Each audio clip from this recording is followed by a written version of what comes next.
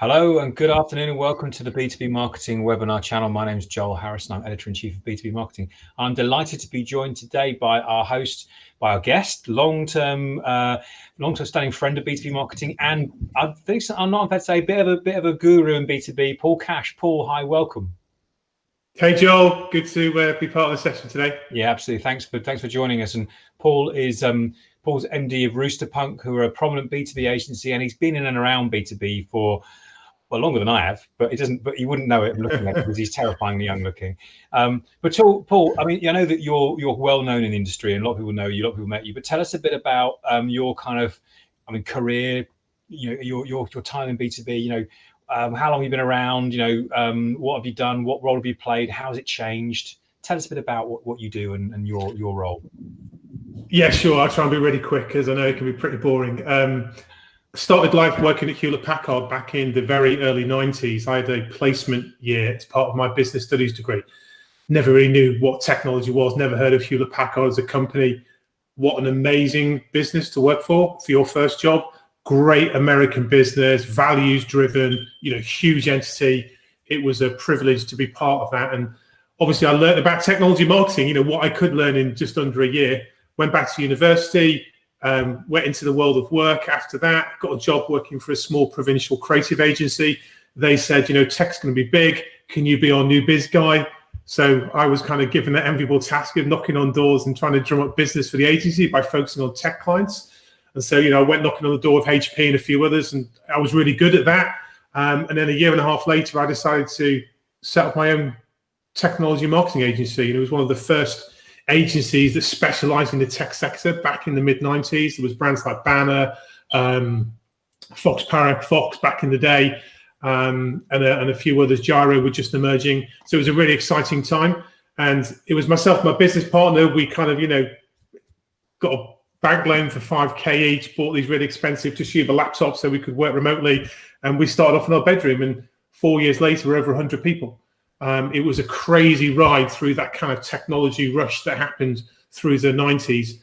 And we were working with Vodafone and Microsoft and Cisco. And what was great about the time is that most of the big agencies of the day didn't really want to get their hands dirty working with technology companies. It was far cooler to work on Audi than it was to work on Microsoft. But we loved it. We were really excited. We thought tech was kind of cool. And then obviously the crash, the dot-com bubble that burst, early 2000s, was kind of one of those, if you've never been part of a recession as a business leader before, wow, you learn a lot through that experience. And we had a crashing culture. We made loads of bad decisions in terms of hiring expensive people, setting up offices overseas, blah, blah, blah. And the agency eventually stabilized at about 60 people. And by, I reckon, 2008, there was probably over 250 tech B2B agencies out there.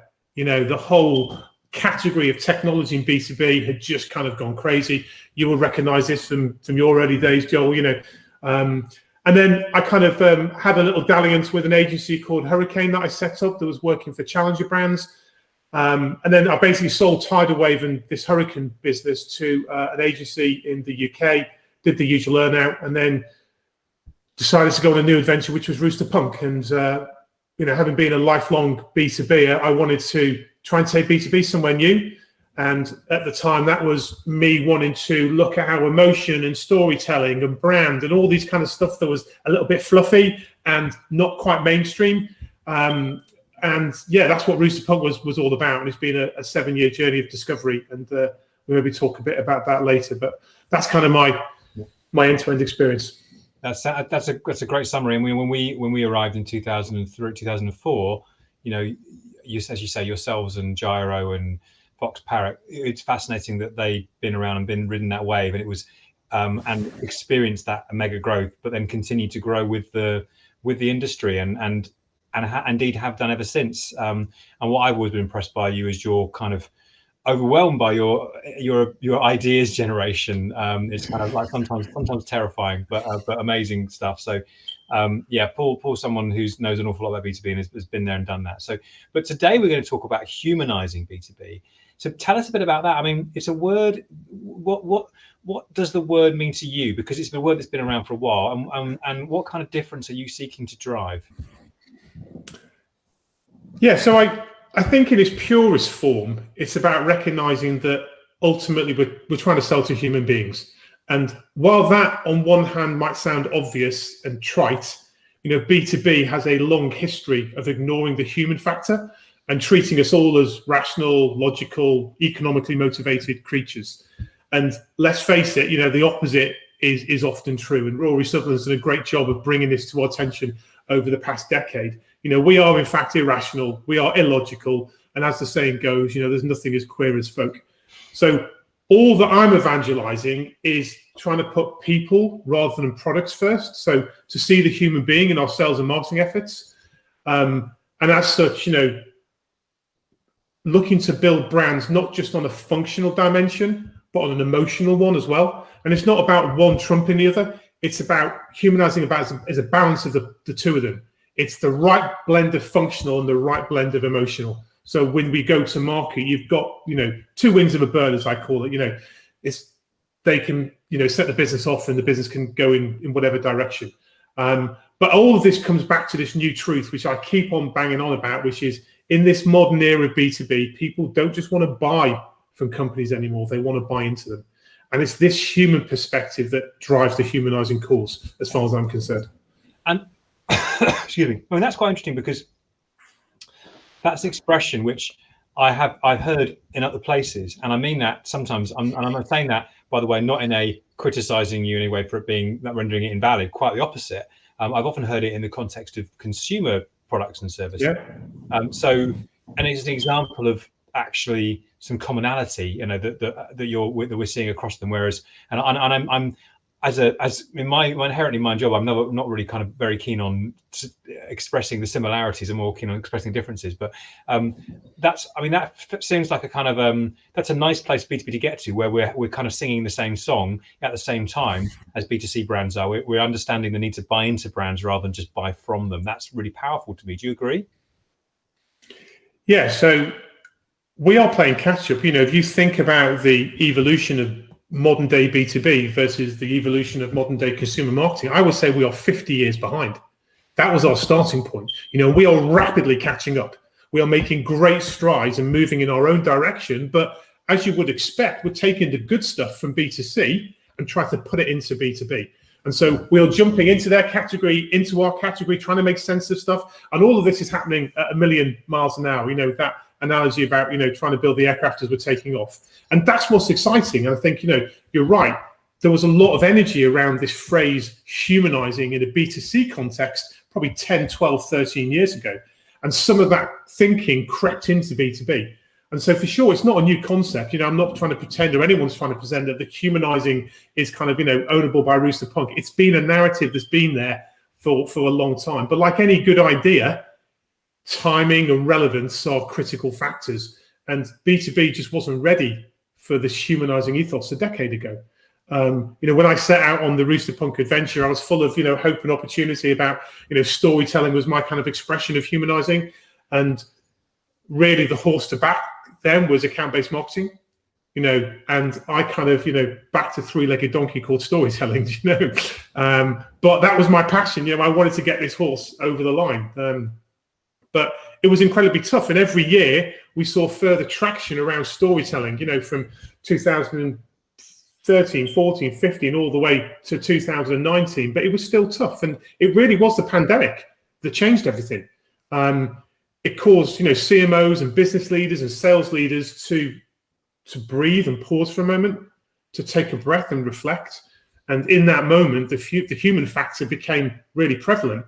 And the whole kind of product and sell narrative actually took a back seat, and people asked questions about, well, what is the role of our brand? How important is our company purpose? Our market position, what's the story we need to tell to engage customers? And so for the first time ever, this was being driven by the market, not necessarily driven by agencies who were trying to come up with a kind of a clever narrative to put into market. And what was driving them was this fear of being irrelevant in a post-pandemic world. Do you mean they wanted to go, right, we need to be relevant, we need to show up, we need to have all these things. And that's what's caused this real kind of change. And humanizing has definitely been a concept that people have kind of taken to. And I've got a bit of a slide that I'll just... It's, by the way, whilst you find that slide, I just want to say, we'd love to get you, this is a conversation between Paul and I, right? But we'd love your questions, we'd love your comments, we'd love your, no, you're talking bollocks. I'm sure Paul and I are both big enough to be able to cope with that. Whatever comments or questions you've got, there's a question mark tab on the right-hand side of your screen. If you tap on that, you can put any comments, any questions, any assertions, I agree, I disagree, we'd love to hear it, so tell us. Anyway, Paul, sorry, back to you, the golden triangle. Yeah. So obviously Simon Sinek had his golden circle. So I thought, I need a golden triangle to get anywhere in this world. So the idea really here is that on the left-hand side, we've got this kind of growth trajectory of B2B. And on the right-hand side, this kind of evolution. But at the bottom of the triangle is something that I call the language of product.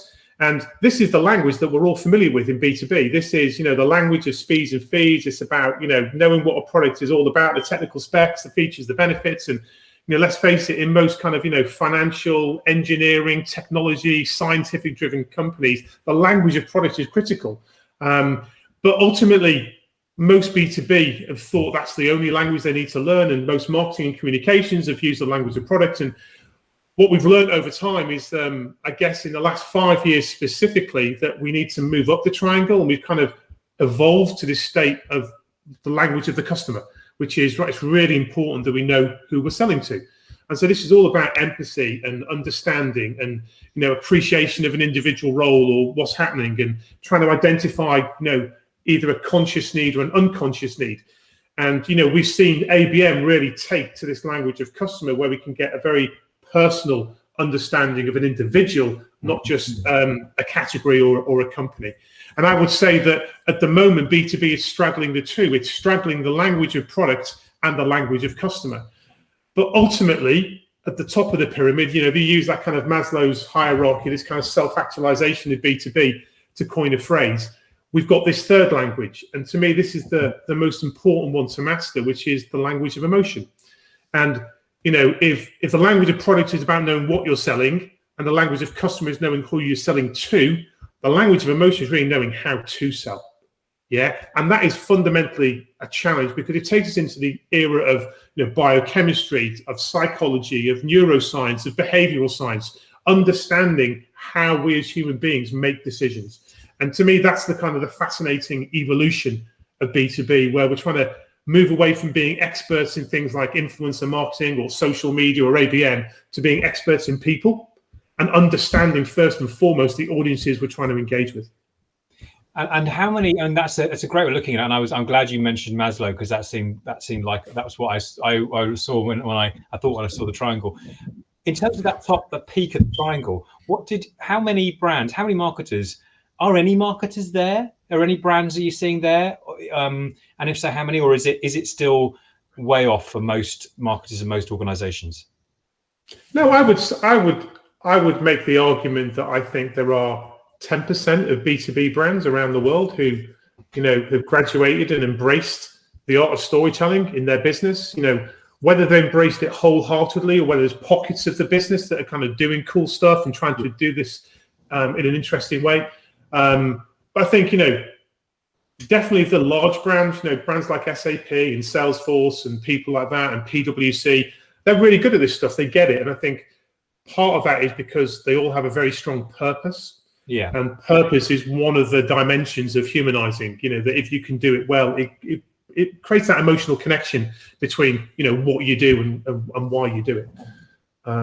And I think that's something actually we can come and talk a bit later on, because you spoke at our Ignite event last week, and we had someone from PwC talking. It'd be good to talk about some of those things. But just to go back a half step, I mean, you talked about what's different, what's changed, and you said the pandemic's changed everything. And I think, which I'm not going to argue for a second, but would you agree that some of these changes were coming anyway, just a lot slower, and that perhaps what it's done is accelerated an existing trend, or do you think that it's just blown everything out of the water? No, I think it's been a catalyst for sure. So I think a lot of this was there. It just we all need a kick of the arse sometimes to kind of try something different. And, the pandemic was a kick of the arse. There was that moment we had, which is right. The old ways maybe aren't as good as they were. We had that moment of reflection, a bit of time to think about this stuff. And people therefore trying to protect their jobs, need to try and experiment, do new things. And, therefore these things that have been on the periphery, like storytelling and emotion, just suddenly got a bit more traction. Yeah. Well, I personally, I don't think those things are on the periphery, but I think it was about a case of people learning how to kind of operationalize them or execute on them. Storytelling was that kind of, I think everybody knew they needed to be doing it. It just didn't necessarily know how, or how to contextualize it within the framework of what was success looked like. So, I buy into what you're saying, because I think it does create an overall holistic vision, which creates a context for that, which is meaningful and useful and usable. But there we go. But you've gone so far as to, as well as someone who generates ideas just by living and breathing, you've actually followed that all the way through to actually producing a book, which is beautifully product placed behind you, by the way. That's a wonderful piece of, and there we are, right in front as well. Humanizing B2B. So this wasn't just a fly-by-night thing that you dreamt up. You actually went all the way and really developed this. So was this just a lockdown project? Was this just something you did because you were bored and stuck in the house, or did you believe that it was going to take a book to give you that kind of gravity and momentum to really bring this idea really into fruition? If I was bored, I wouldn't write a book. I don't think that's having gone through the process. It's a labour of love. But I think somebody once said to me, why hand out a business card when you can hand out a book? Do you know what I mean? And sometimes you go through life and certain things stick, and that always stuck with me. And writing this book was about trying to own a moment and trying to overcommit to this humanizing ethos that I've been preaching about for many years. And it was about laying down my beliefs, putting those thoughts and experiences into something that other people could relate to, to have a tangible product, as it were, that people could buy, and we could talk, and we can go into blog posts and video podcasts and everything else to kind of just, bring some clarity and perspective to it all. So yes, being an expert is important. Obviously, like anybody, I've got the desire to want to kind of get behind this as an idea and bring some gravitas towards me and the agency. I'm not going to lie about that. But the book is about, to me, is a catalyst to get this thinking out there.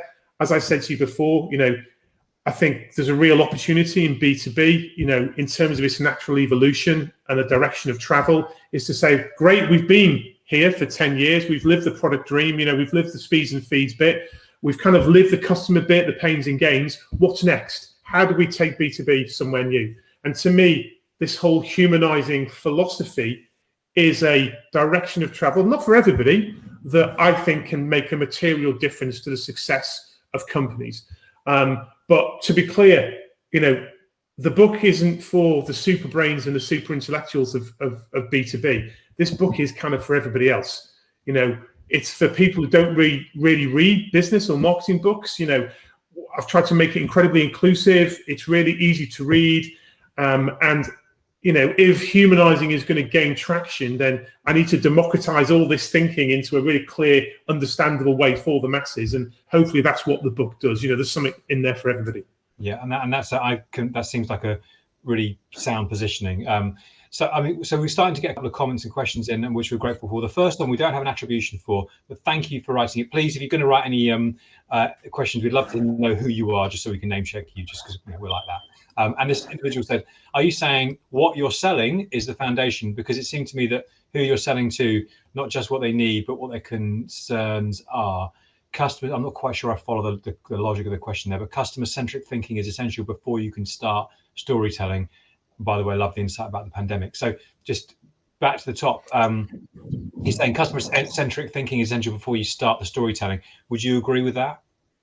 Yeah, so to me, in the context of, prospect marketing, for your customer, your prospect to be able to see themselves in the story you're trying to tell is absolutely vital.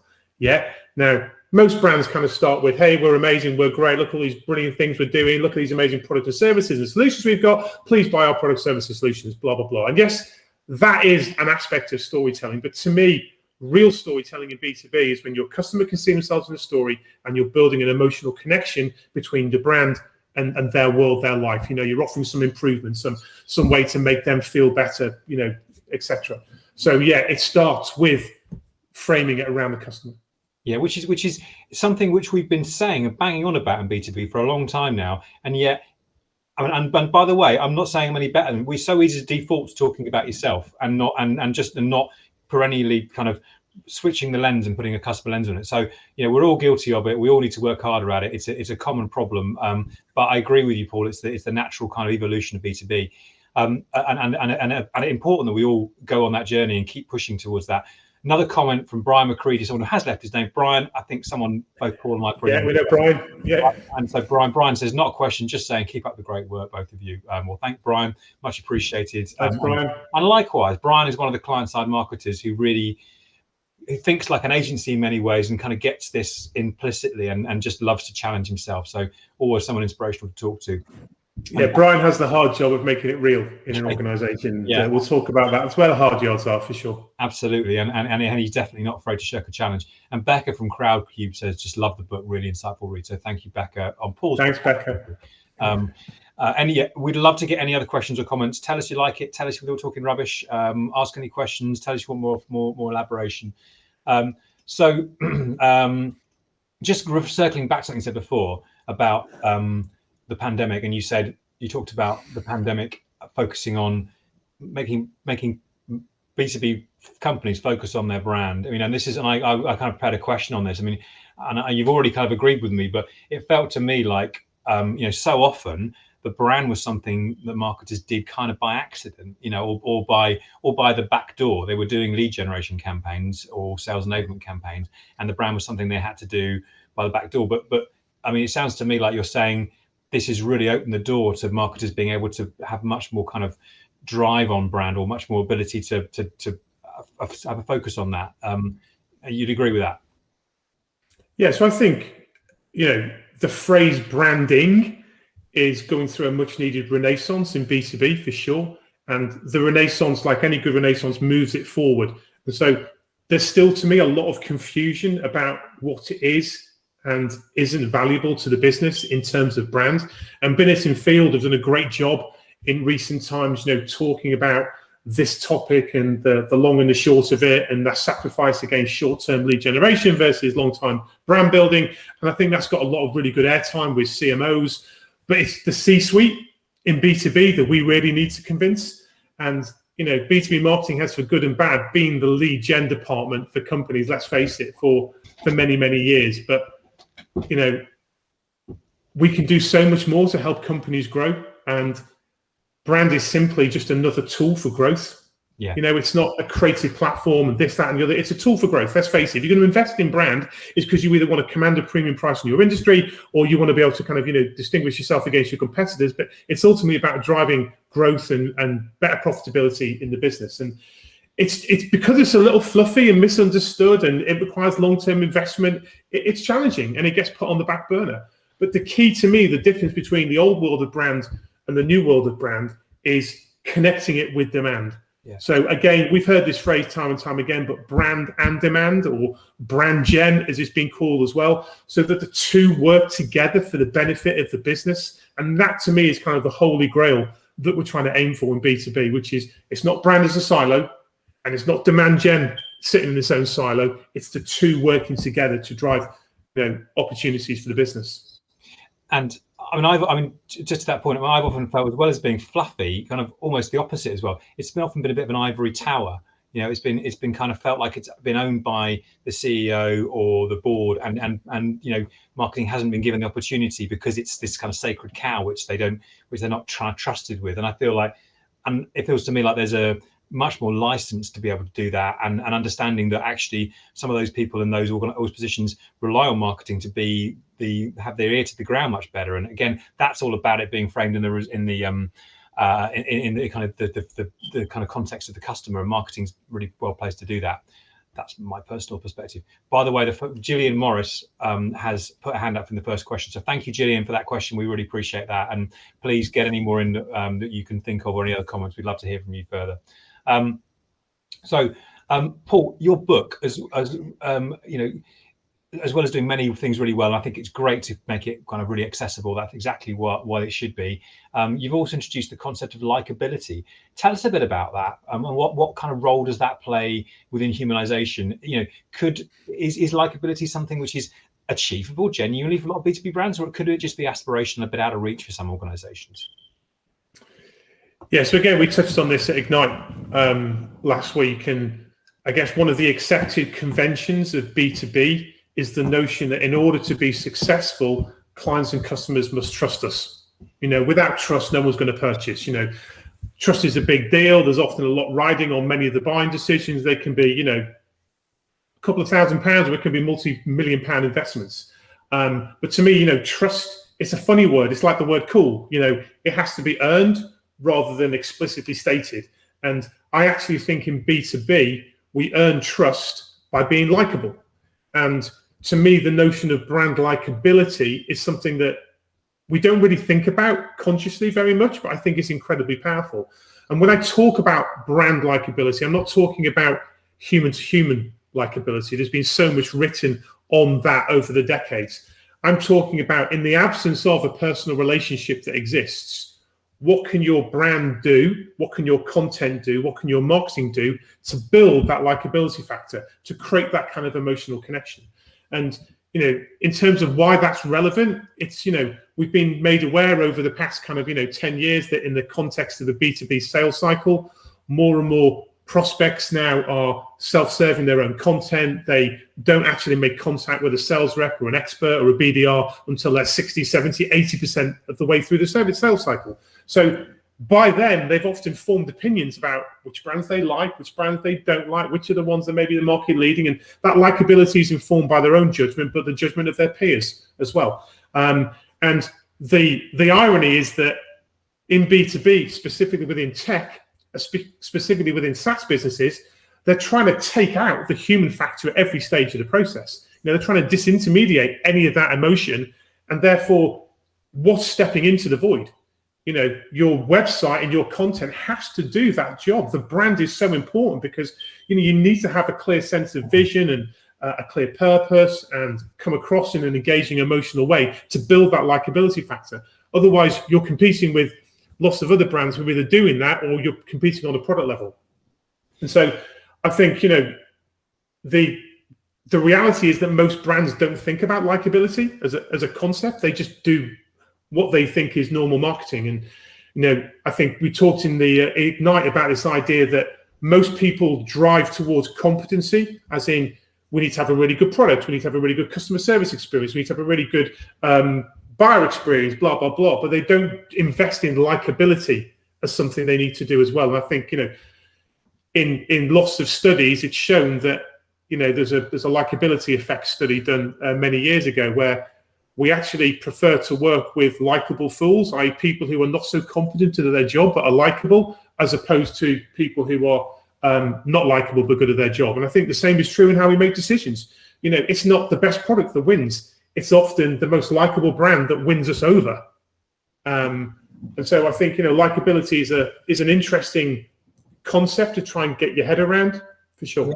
I was thinking about that. What existed before likability? It was trust, and trust is built on robustness of service and dependability.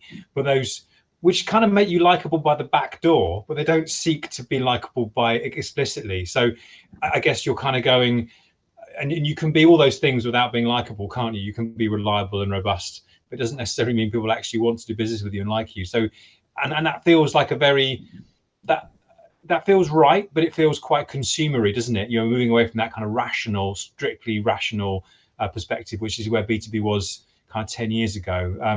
And that feels rude. That feels good for the industry. Yeah, it is. And I think, you know, again, I talk about this in the book on a deeper level, but I talk something about instant likability. So, you know, if you were to go and evaluate, you know, 7 or 8 brands in a certain space for whatever it is you're looking to procure or buy, some of those brands will just be instantly likable. You know what I mean? They'll just capture your attention. You go to their website, the way they talk, the way they show up, what seems to be going on in terms of their culture, they just have that instant likability. And once that's your first interface with a brand, that first impression is a lasting impression. Yeah. You could go to another company who've got an equally good product, but the way they show up is very, factual and competent, and we're good at this, and 8 out of 10 Fortune 100 companies use us, and all that usual stuff, but they're just not likable, but they're competent. Yeah. Do you mean? And we don't buy like that. Do you mean? No. We gravitate towards things, people, brands that we like, and that is a human quality, and that's never going to go away. No, and it's always been there. It's just that, and I think one of the things Rory Sutherland also, his messages that I got early on was the point around people often they'll make a decision for an irrational set of reasons and then post-rationalize that decision for something that doesn't make them sound like an idiot. Whereas some of those decisions are made, as you say, on do I like this person? Do I like this company? Do I like this organization and what they stand for? So I completely get all that. I think you're exactly on. And I think that the challenge is that once you look at it through that lens, the question becomes, can I design and engineer for likability? Yeah. Do you mean not just leave it to chance? Because obviously, certain brands turn up and they're just likable, not through any design, but by accident. They've got a really good copywriter in, but the next iteration of the website doesn't carry that through. So it's designing and engineering the business for likability, understanding what are the dimensions and how to codify likability in your category, codify it against your competitors, so you can start to see where the gaps are and where the opportunities exist within your business. And I feel like this is just fascinating in that also you coming up with this stuff, this kind of notion. It's more beyond kind of campaign marketing, isn't it? It's the DNA of going into organizational culture. It's not even about brand. It's about it is about brand. Of course, brand and culture are linked. But I mean, it's a fascinating development with how agencies think and how marketing thinks, and B2B marketers must think in the future. It just shows the maturity and the trajectory that we're on, which is so exciting. Yeah, and I said, obviously, at the beginning, I said, brand likability isn't about human-to-human relationships. But when you look at the overall context, absolutely. If you were to say to yourself, right, as an organization, how can we build the most likable brand in our category? Yeah, and you use that as your starting point, and you look at that from a personal relationship point of view, and you look at it from kind of a brand content and marketing point of view, and you put the two together, and you map out what those things are that you need to do, and you can somehow measure it, then I think you can start to see how this becomes an idea to get behind, an organizing idea behind marketing. So it's not just about, hey, we've got a great purpose. Hey, we do really cool stuff. It's about trying to drive towards likability. Yeah. But again, it's a very nascent subject matter, for sure within B2B, and unexplored by me and lots of other people. But it's an interesting thought, I think. I suspect there'll be explored a lot more by people coming forward. I've got a couple more comments and questions. James has asked, I've not got a second there for James, but thank you, James. James says, I see how this works for the end users as you can tap into how you solve their particular pain points. But are you also suggesting that to tell stories and emotion in the gatekeepers and influencers, e.g. procurement and finance teams? If so, how do you do that with an audience that doesn't have as much skin in the game? So I guess, different internal audiences, because kind of slightly back to the point about ABM, you're telling stories of different people.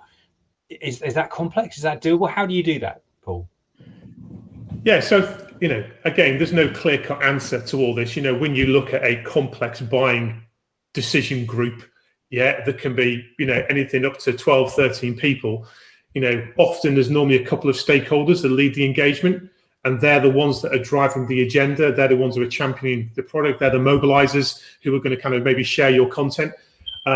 And you're right, you need to seduce them into your funnel. I talk about this here.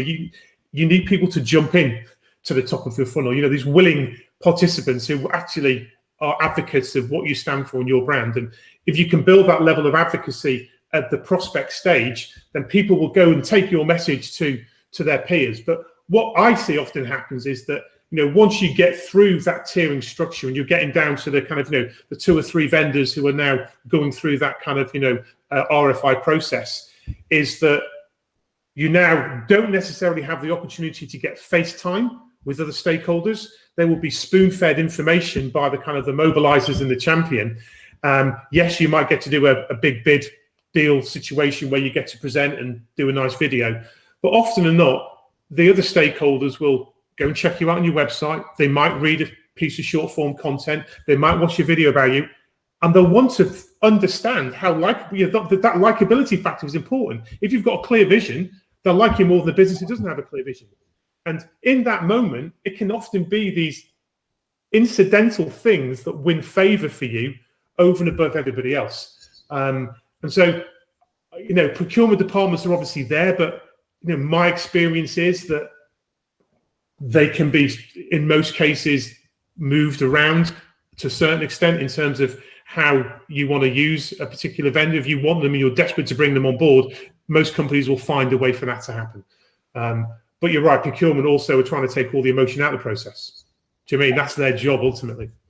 I seem to remember is it the Challenger Customer, which is written by the CEB, they were talking about actually you can't market to all of the members of the stakeholder. You've got to basically pick a couple of champions and allow them to do that work for you, because it's just impossible to create that level of content. But thank you for your question, James. Another question which is unattributed.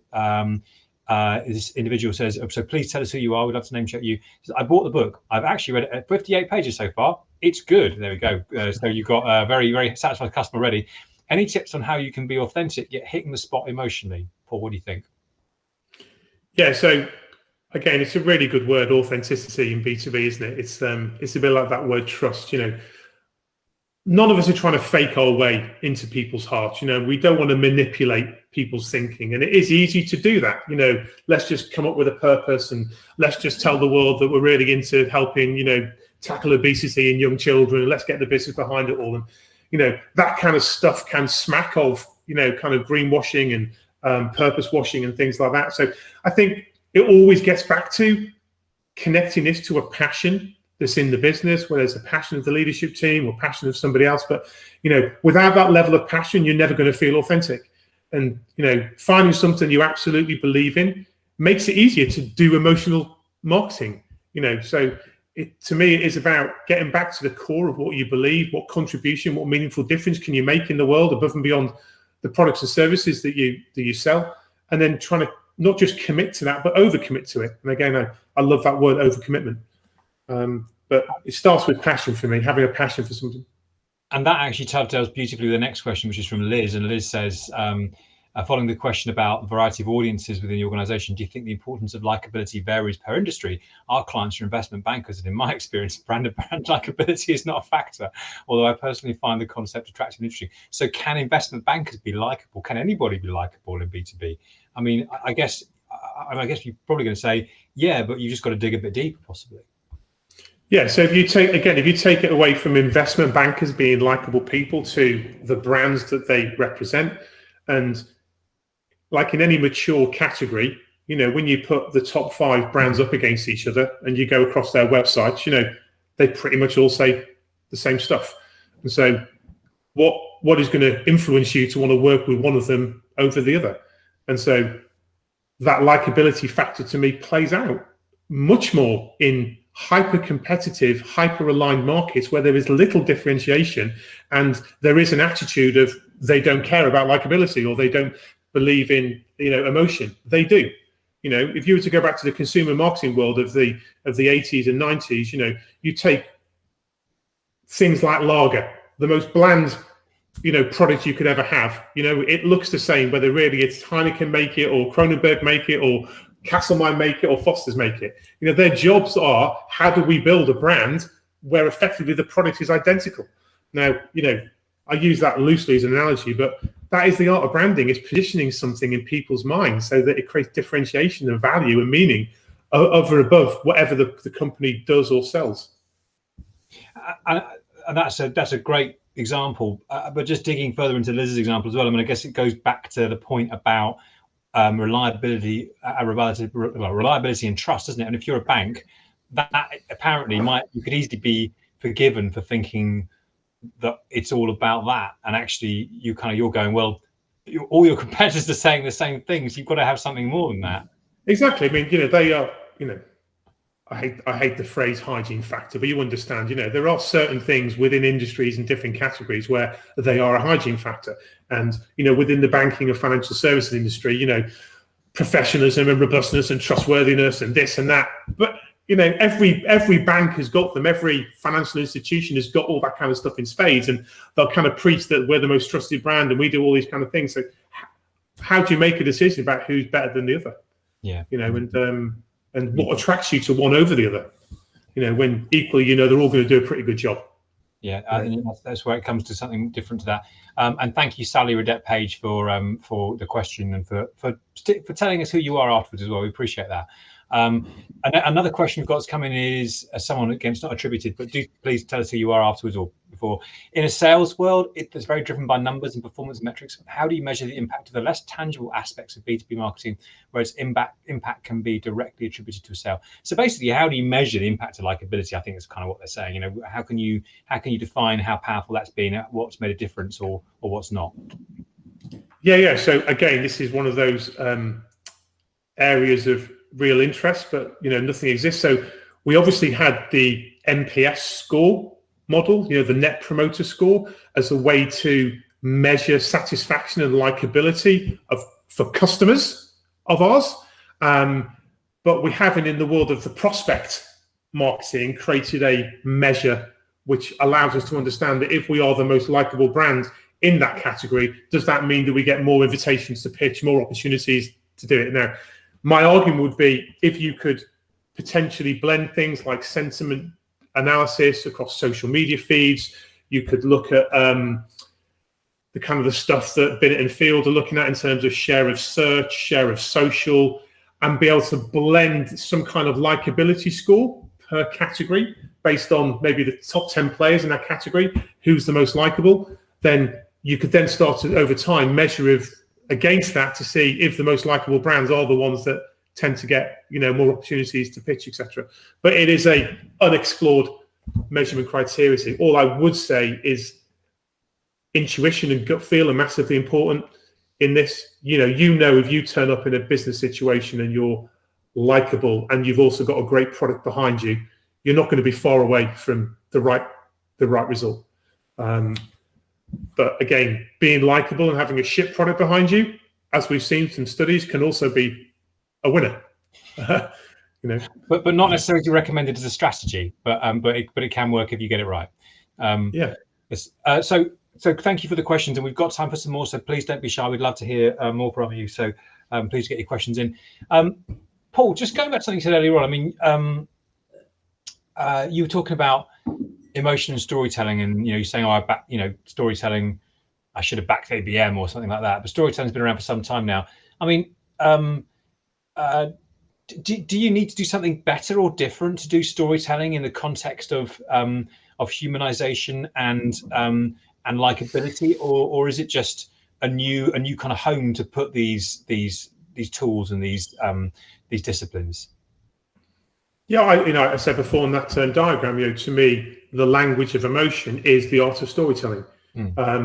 And in the book, I talk about these 5 principles of what humanizing B2B marketing is about. And the first principle is about this shift away from everything being around products towards being around people. So having that kind of audience-centric mentality.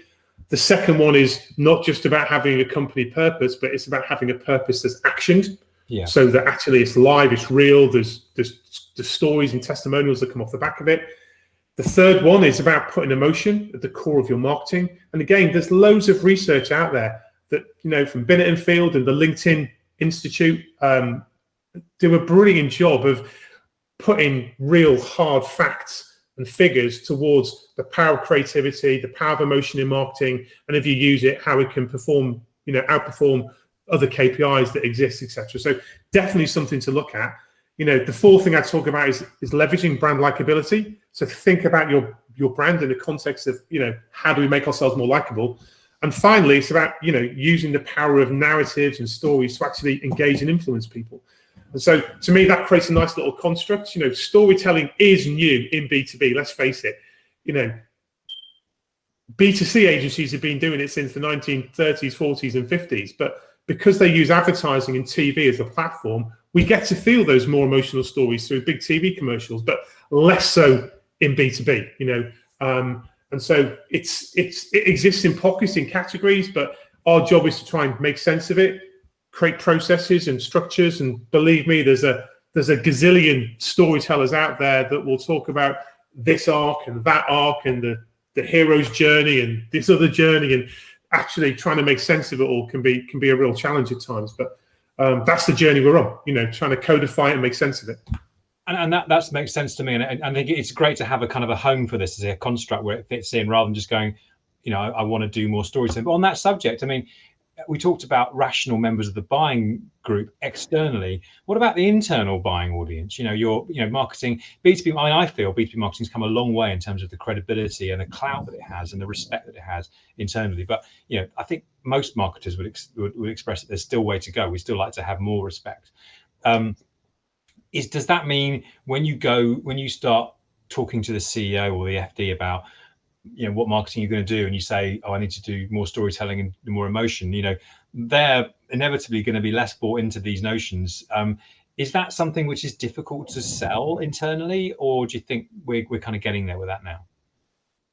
Yeah, so that's a really good question. The journey that I've been on personally is when I've engaged a C-suite leader, and let's say specifically a CEO, when you start talking about the word brand, it can be like you've taken poison to a kid's party. Yeah, the looks you can get from people, which is, right, who's this fucker, talking about brand, and, you can lose instant respect.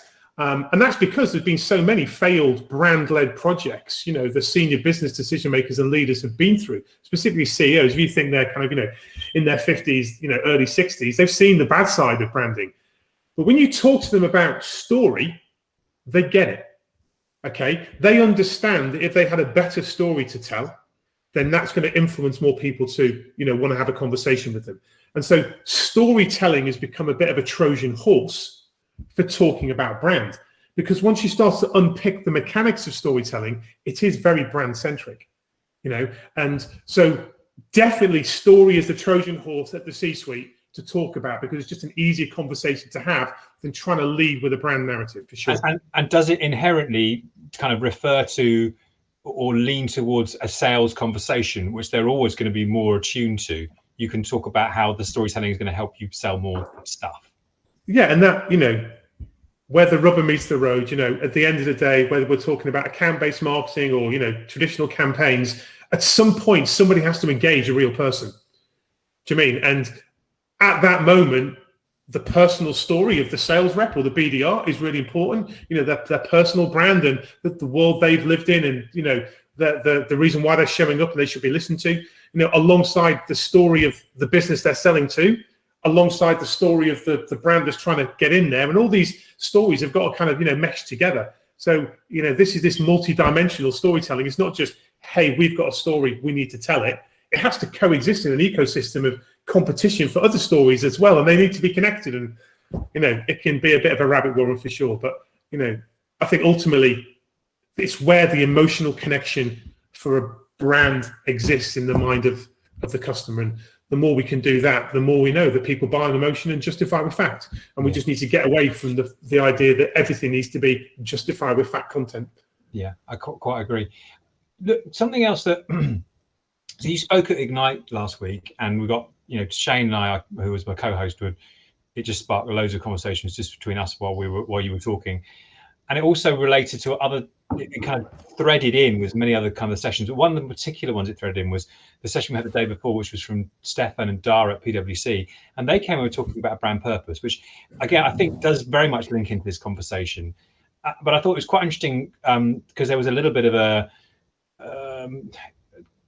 misharmony, is the right word, between what misharmony. Let's see if that's an addition. Yeah, I don't think it is. I don't think misalignment, maybe not.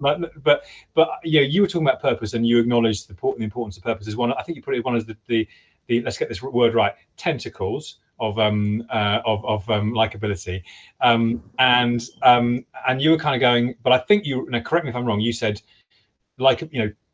purpose is important, but it has to be kind of has to be part of that likability thing. Whereas their perspective was quite interesting, and I thought it was really challenging coming from a corporate B2B brand. They were going, B2B brands have got to stand for something. And do you know what? If it pisses some people off, good. It doesn't work. Well, good, but it doesn't matter. It's more important that you stand for something, and that's important, and that has traction and resonance. It doesn't have to be liked by everybody all the time, because it can't be. So do you think those two perspectives are reconcilable, or is it either or? Okay, there's a lot there to unpack. Okay, so I think if I remember, so my point was that one of the factors that can contribute to your brand likability is your purpose. Yeah. Okay. And if it's clear and it's relevant and it's meaningful, then it can be incredibly powerful. I think the question of people not buying into your purpose is a different conversation altogether. I would agree that, you don't want to be, most brands can't be likable to everybody. Do you mean you need to be likable to the people, the subset of customers that are valuable to you? And not everybody in an organization, internally or externally, is going to be all in on your purpose. You've always got the world of cynics and naysayers, and you've got your believers and everyone else like that. And but to me, it shouldn't stop a company from trying to live up to trying to make a meaningful difference. And having a purpose is a choice. It's not a mandatory of business, and it's only been something we've been talking around since Simon Sinek did his, TED Talk back in 2008. And some companies do fine without one. Others have one and they struggle. Others have one and they excel. Purpose is a leadership and a company challenge, not a marketing one. Do you mean it's organizational? And that's what makes it hard. If you're a small company, like, we are Rooster Punk, and, it's easy to get behind something. If you're a large organization, it's incredibly difficult at times to move and shift and make that kind of that positioning statement around leading with a story and leading on purpose. But to me, as an agency, it's not the agency or the client either or story. We're a business, and we have a clear purpose, and that is around changing the way that people feel about business brands. And we express that through this thing called Humanizing B2B. And we're committed to doing that in everything we can to help companies embrace it. But we don't expect everyone to like it. We don't expect everyone to, want to jump over and come to Rooster Punk. But it's about finding those people who believe what you believe, another Simon Sinek truth there. So I hope that answered it. That does, and I'm sorry that it was quite a, as you say, a big lot in there to unpack. I guess what I'm reading from this is it's like one of the levers that you can pull, and depending on who you are and where you are, you might want to pull it more or pull it less. There might be other things that you could do to drive likability than purpose, but it could be something which is appropriate for you. Yeah, so we talk about, you can drive likability through your people and your culture. You can drive it through your language, your tone of voice, your identity. You can drive it through your campaigns by having more emotion. You can drive it through storytelling. There's lots of ways to be able to drive likability, for sure. Okay, so we're kind of drawing to the end of our time, and I know we'd actually had planned to do some case studies, but I'm thinking we've had a. I'm not sure we're quite going to get time for those in the minutes left, if that's okay with you, Paul. Yeah, sure. So, but if anyone's got any other questions, please do get them in. I think the kind of couple of closing questions from me would be, first of all, so what does a bit more human B2B marketing world look like? Assuming that your message gets traction with a lot of people, and I think it should, because it's really compelling and really well reasoned and practical. What might our more human B2B marketing world look like? So, Joel, I've got a diagram for you. Funny you should ask that. Well, you should ask that one, yeah. So again, this is something that's in the book, but it's a pretty big question for sure.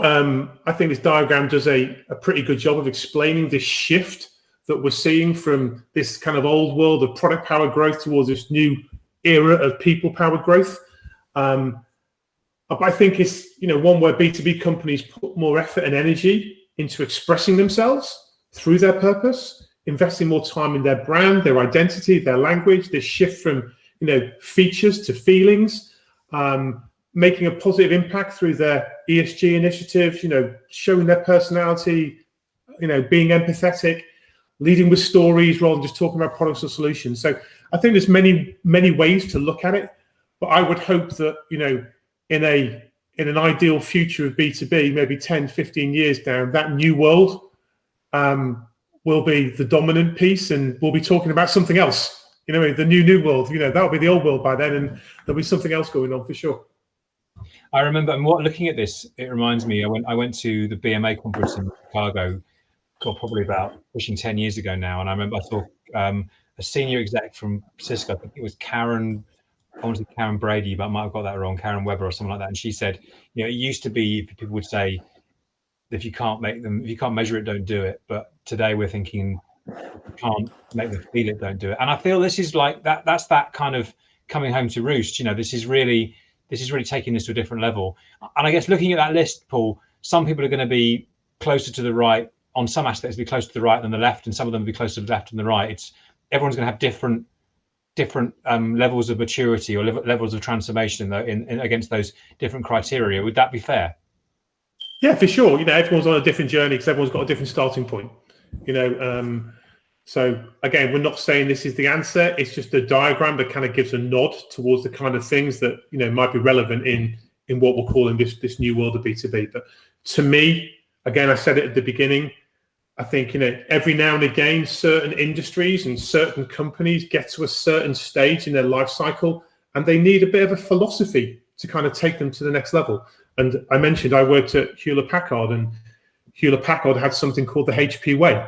That was their philosophy about how they brought their values into the real world of engagement for the employees and through their clients. And the Japanese samurai had Bushido as their philosophy, which was how they could control the way that they live their lives. And I just think in B2B, humanizing is just another philosophy that we can get behind, which kind of maybe takes us to a better place for B2B. And like all of this is driven around the fundamentals of business, which is how can we help our companies be more successful? How can we grow? How can we fulfill the potential that we have as a leadership team, and the ambitions, so all of this is phrased in the terms of hard-nosed commercial business imperative, and growth probably is the number one thing that most companies want to achieve. Okay, and then just the last question is, okay, and you alluded to earlier on, where do you start? Say someone's watched this, they've bought into it, they like what you're saying, and they want to go out and move forward. Where do they start? How do they start? Yeah. So I'm just trying to work out how I can get off these slides now, but I can't seem to. Yeah, end slide. There we go. Exit slide. So what was the question again, Joel? Sorry. It's just so if you want to get started, if you bought into all of this, you're watching this, you bought into it, and you want to know where to start. How do you start on your humanizing journey? So obviously, there's not one size fits all answer to that. I think a common place that most companies start is with their brand.